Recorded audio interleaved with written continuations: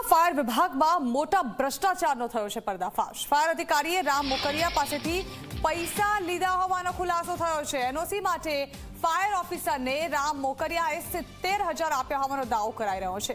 રામ મોકરિયાએ પણ પૈસા આપ્યા હોવાનું સ્વીકાર્યું છે। તેમણે કહ્યું કે ફાયર ઓફિસર ભીખાભાઈ ઠેબાને તેઓએ 70,000 રૂપિયા આપ્યા હતા। રામ મોકરિયાએ કહ્યું કે હું બિઝનેસમેન હતો ત્યારે 70,000 આપ્યા હતા।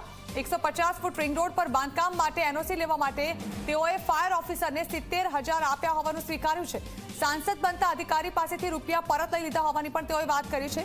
ડેપ્યુટી ફાયર ઓફિસર ભીખાભાઈ ઠેબાની ક્રાઇમ બ્રાન્ચમાં પૂછપરછ હાથ ધરાઈ રહી છે। તો સાંસદ ખુદ સ્વીકારી રહ્યા છે કે તેમની પાસેથી ફાયર એનઓસી લેવા બાબતે લાંચ માંગવામાં આવી હતી, એટલે કે પૈસા આપો અને ફાયર એનઓસી લો, એક હાથ દો એક હાથ લો જેવી નીતિ ફાયર ઓફિસર દ્વારા અપનાવવામાં આવી હોવાનો ખુદ સાંસદ રામ મોકરિયાએ દાવો કર્યો છે। તેમનું કહેવું છે કે તેઓ તે સમયે બિઝનેસમેન હતા અને તેઓએ ફાયર એનઓસી લેવા માટે ફાયર ઓફિસરને લાંચ આપવી પડી હતી। જો કે સાંસદ બન્યા બાદ અધિકારીએ તેમને રૂપિયા પરત કર્યા હતા। એટલે શું આવી રીતે ચાલે છે તંત્ર? શું આવી રીતે અપાય છે ફાયર એનઓસી? માત્ર પૈસા આપીને લોકોના મોત વેચવામાં આવી રહ્યા છે। ખુદ સાંસદ એવું કહી રહ્યા હોય કે તેમની પાસે જ પૈસા માંગવામાં આવ્યા હતા જ્યારે તેઓ બિઝનેસમેન હતા, ત્યારે અન્ય લોકો પાસેથી પણ આ રીતે પૈસા લઈને ફાયર એનઓસી આપવાનો આ ગોરખ ધંધો કરવામાં આવી રહ્યો છે।